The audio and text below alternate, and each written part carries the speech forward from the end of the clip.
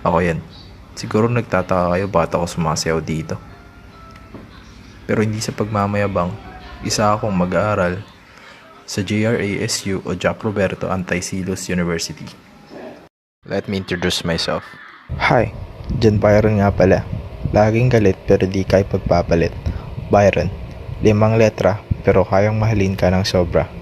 Madaling tandaan, mahirap kalimutan. Lagi kang pasasayahin pero dapat ako lang ang iyong iibigin. Walang bisyo kundi mahalin ka kasi ikaw lang sapat na nanginginig pa.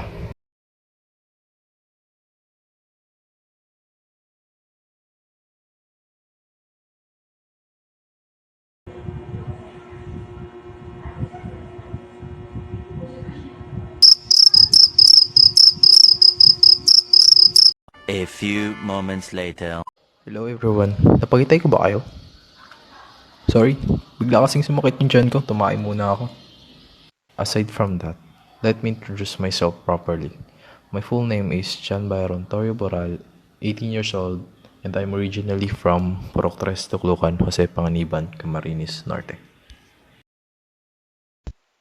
But ngayon, sa lola ko ako nagsistay sa Recafrente Street Daet, Camarines Norte kasi she's the one who's supporting me for college. What are my hobbies? My hobbies are watching anime, playing chess. I also play basketball and sepak takraw, volleyball. What are my talents? Wala akong masyadong talents but I do sing sometimes and kita naman siguro sa first clip na magaling ako sumayaw, di ba?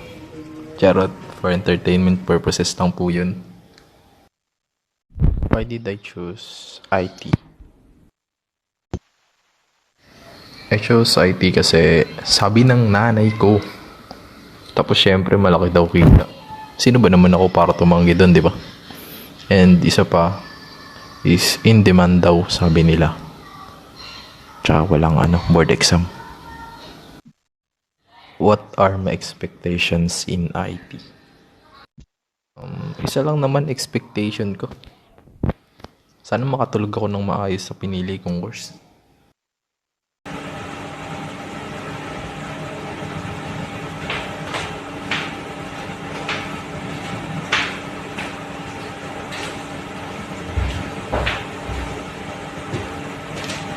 Hala, tapos na. Sorry, sumakit talaga dyan ko eh.